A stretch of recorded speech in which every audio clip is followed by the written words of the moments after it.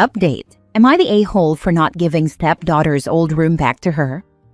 Original post. My husband has 2 kids from a previous relationship, a daughter who is now 20 and a son who is 23. By the time my husband and I got married, they had already moved out of the house and were living on their own.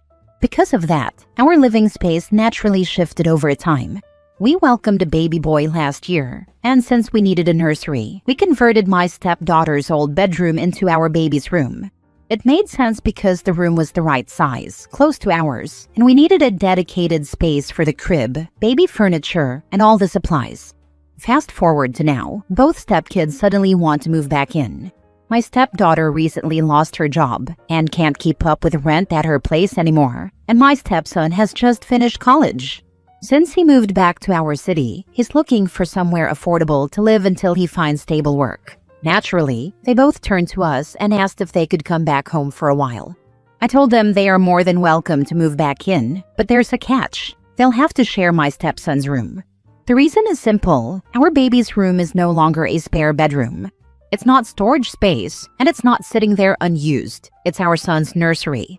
All his clothes, toys, crib, and essentials are in that room.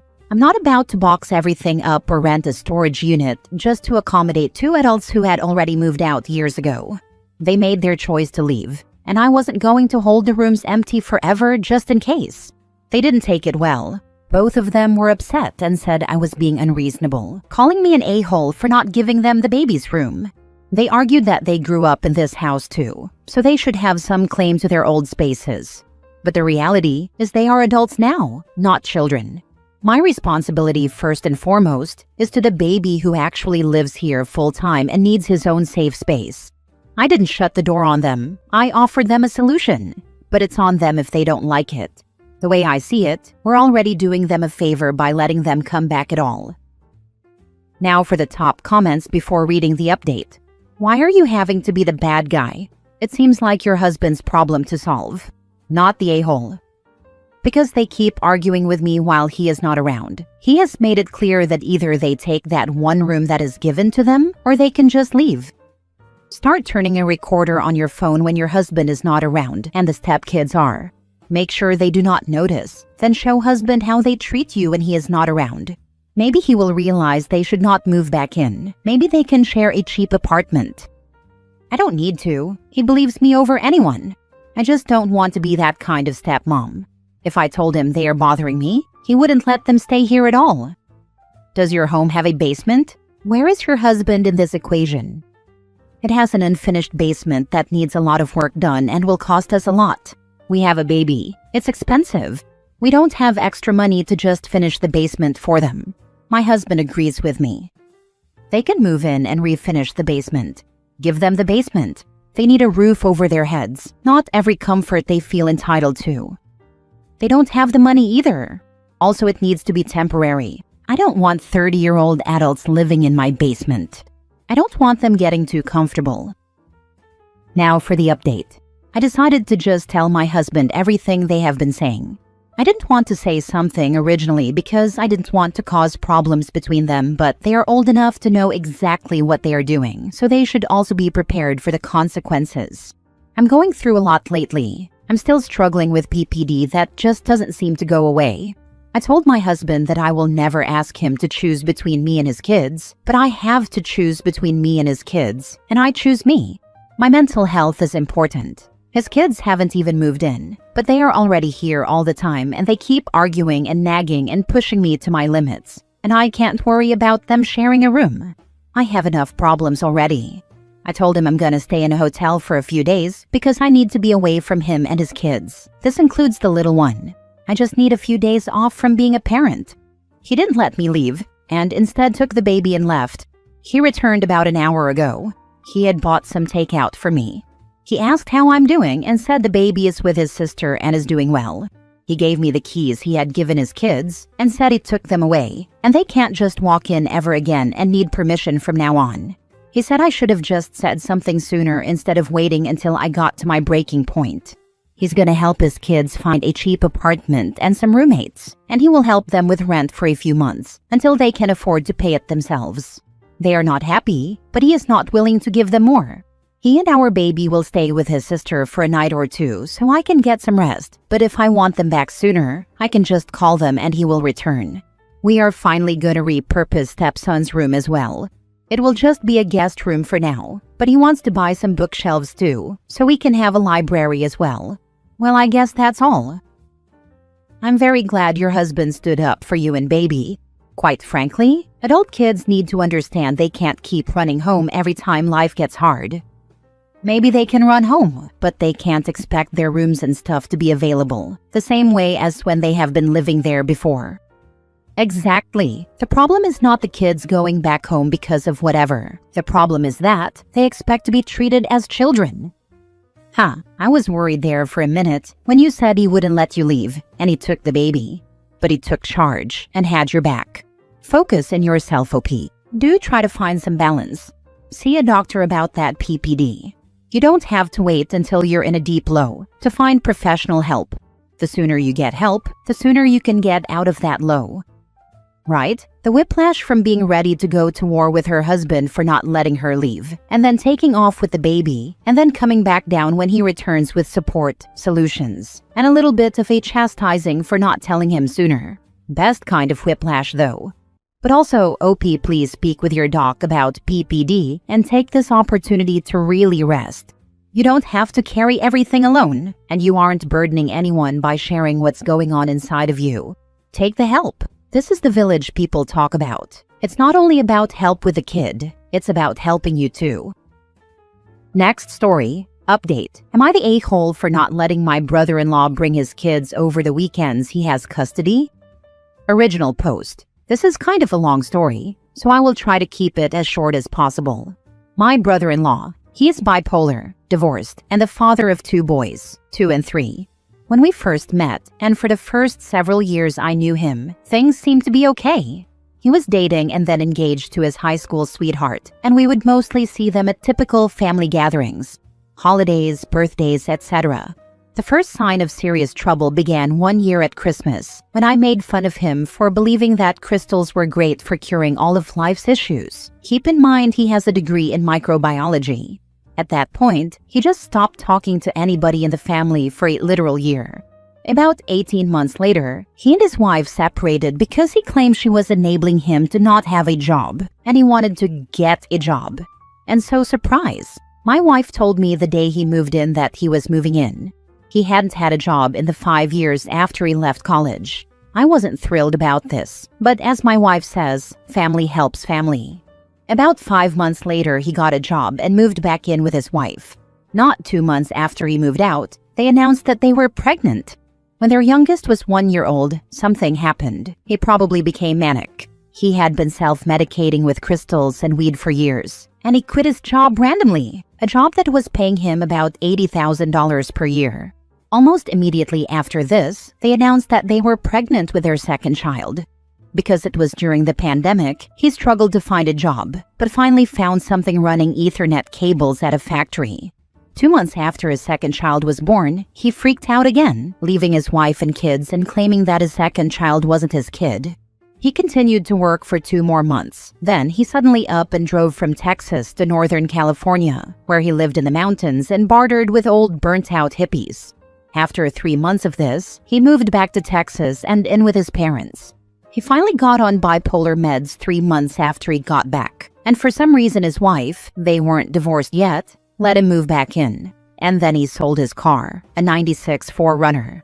Fast forward 12 months, he is still unemployed, now divorced and living with his parents. He is basically a stay-at-home dad.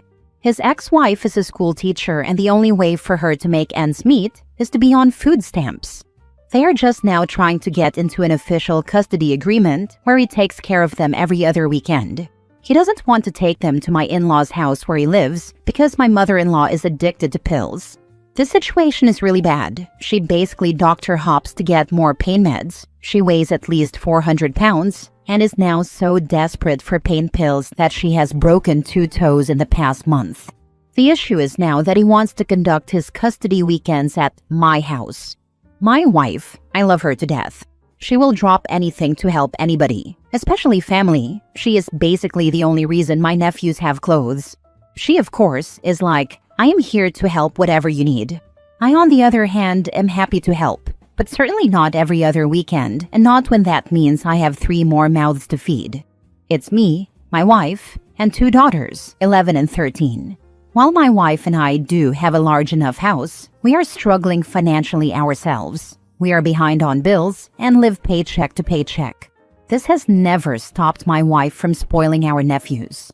The issues? A. I do not like taking care of little kids. I had a hard time when my girls were their age, and I really had to grit my teeth and buckle down to get through those early years. I love my kids and would do anything for them, but I got a vasectomy because I was never gonna do babies again. B. I'm also ADHD, and having the nephews over is an absolute chore to me. They are loud. They run all throughout the house, throwing and dropping toys everywhere, and I literally count the minutes until they leave. We have them overnight about once a month, and while I try to have a good attitude, I just do not like it. And maybe I just don't like them, because I certainly don't mind my daughters having their friends sleep over, but I also don't worry about them electrocuting themselves or ripping a bookshelf off a wall. C, and this is probably my biggest issue. My brother-in-law is unemployed and has no assets to his name, not even a bicycle. While it is great that he takes care of kids all day, what is stopping him from working at least 20 hours a week? Certainly he could find a part-time job working 4 to 6 hours a day. My father-in-law would be thrilled to drive him to and from work. I am also worried about the precedent this puts on my wife and me moving forward. Certainly my mother-in-law, 66, will not be alive much longer. And my father-in-law, 67, has Alzheimer's. It's still early and he still functions well, but who knows when that will get worse, and we have to put him in assisted living.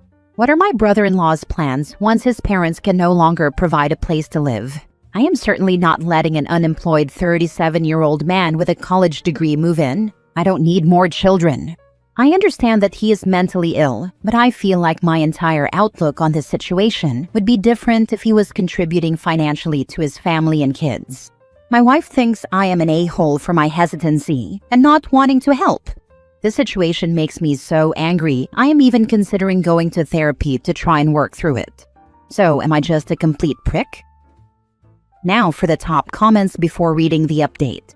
I'd tell your wife that this is divorce territory. If she wants to put a grown man who can't get it together over the stability of her family and ahead of her husband who she made vows to. Her brother is her extended family and became that once you signed the marriage license, not the a-hole. And to be clear, I would be willing to compromise and say that 1 weekend a month is doable. We kind of already do that. Where I get the issue is that, to me, I feel like one of the most important things I bring to my family is money. And if something happens to my current job, I would do anything in my power to contribute to my family's financial security, even working 2 jobs at odd hours if need be. And he is not doing that, and his kids are living off of food stamps. Not the a-hole for not wanting every other weekend of your life to be invaded by your brother-in-law and his kids. It sounds like your brother-in-law needs some sort of social services help. Not sure what or if anything is available. Kind of doubt there is. But this should not be your responsibility. Maybe he needs to live in an assisted living facility where he can have his kids visit on his weekends. If the man can't support himself, what is going to happen when his parents get too old to support him and need care themselves? It looks like you, your wife, and in-laws need to sit down and make some decisions about the future. So during the weekdays, he goes over to his ex's house and watches the boys. I am told he is a really good father figure. But you have really hit one I am thinking on the head, which is, he needs to have some sort of income. His wife is an elementary art teacher. She needs financial help with the kids. And my wife and in-laws need to be looking 5 years down the road. Now for the update. My wife and I got into a big argument about this before work this morning. I am really bad with timing. My wife did angrily agree that we are not going to allow this, but I feel that she will be resentful and hold this against me for at least a month. Although she would say that I won, I don't really think that is the point of what I was trying to accomplish. My goal was to keep a peaceful household that I don't dread coming home to every other Friday, and also to keep my family from becoming enmeshed with his. I still feel like the bad guy because I know how much my wife loves the nephews and likes to take care of them. Thank you for all of the replies. They made me feel a bit more sane. Your wife needs to get therapy and stop acting like she's brother-in-law's mommy and needs to fix his life for him. He doesn't have to learn to manage his bipolar kids or life because your wife is convinced she needs to help him. I say again, just have a convo with a lawyer about the situation, should you need to separate for a while, and see what you would need to make sure your daughters are safe with you instead of being around someone who can't manage to wipe his own butt without your wife helping. Why did she even get married and have children if she was just going to run behind him and baby him? Well, she is the oldest kid, and she definitely suffers from the burden of oldest daughter stigma. At the time we got married, everybody kind of thought her brother had his act together, and that he wasn't going to have kids, I guess. I also had that oldest daughter stigma put on me. I don't act like your wife, though. My 2 younger brothers have probably helped me out more financially than I've ever been able to help them after they both became adults. This level of, I need to fix this, that your wife has, probably won't stop until she gets some therapy to unpack everything that she got burdened with as being the oldest. I still need to do therapy myself, but I know that I need it. I just have no time as a stay-at-home mom to an almost 5-year-old. Hopefully, once he's in school next year, I can finally have some time to find a therapist and get everything unpacked and dealt with. Just curious, are you going to continue, or is this all settled now? It's settled now. Just feel bad that I have to put my foot down because I get that she is just trying to help. And her entire family just thinks I am an entitled a-hole. No, it's not settled, dude. She surprised you with him once. She's going to do it again. What I read her response as is a placation until she believes your temper has changed. Then she will approach it again. May the odds be ever in your favor. The worst is when I get home from a 45-minute drive and walk into toddlers running through the house. I was talking to one of my co-workers, and he went through a similar situation, and he was telling me that starting Wednesday, I would be dreading the weekend, and by Friday, I wouldn't even want to go home.